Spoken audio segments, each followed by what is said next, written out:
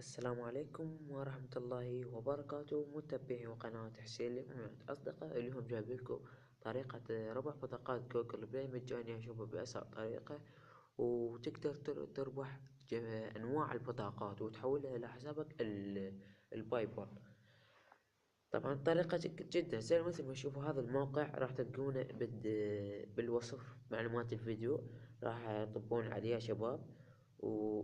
ومثل ما قلت لك ذان الخطوات راح تسوي، والله راح تربح جميع البطاقات اللي انت تريدها.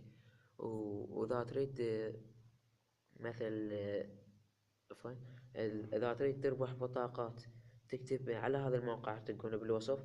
هذا الموقع يا شباب راح تلقون تكتب اي ايميل من اصدقائك، اي ايميل يا شباب من اصدقائك. انت ما بعرف تجيبه من صديقك، قل له بدي اعبي لك بطاقة جوجل بلاي وبس دز لي ايميلك، ما اريد كلمة السر. انت شنو راح تجيبه على هذا مثل ما تشوفوه. هذا بالابيض مكتوب الجيميل يا شباب. هذا فانت تبعت له الايميل وتضغط عليه وتدوس لصق وتعطيه ستارت.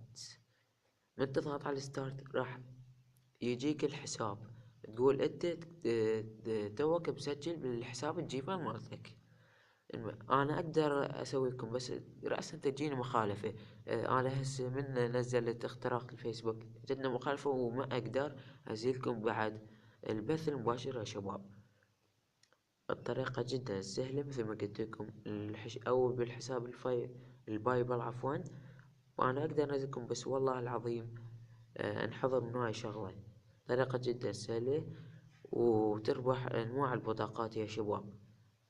اترك الاشتراك في القناة والضغط على زر التنبيه يصلك الجديد. ومثل ما قلت لكم لا أحد يقول لي أنا ما ربحت أو أنا ما ربحت، هاي الطريقة مجربة. هذا الحساب الثاني،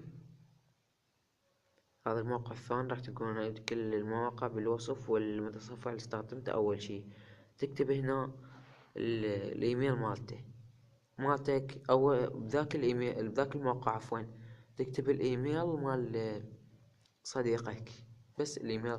راح راح تجيك رسالة من حد هنا يقول لك هل تريد تكتب كلمة السر. انت شنو على هذا مثل ما تشوفوا هذا بالمستطيل تكتب الايميل مالته الرأسا، وراح تريد يقول لك شو تريد تشتري، و اكو علامة من تبحث. انا اقدر ابحث لكم بس والله تجيني مخالفة المرة الثالثة اقولها بالفيديو، تجيني مخالفة اقسم بالله. الطريقة جدا سهلة يا شباب مثل ما تشوفوها قدامكم. هاي الحسابات عفوا، هاي تريد من تربح بطاقة، تريد بطاقة جوجل أم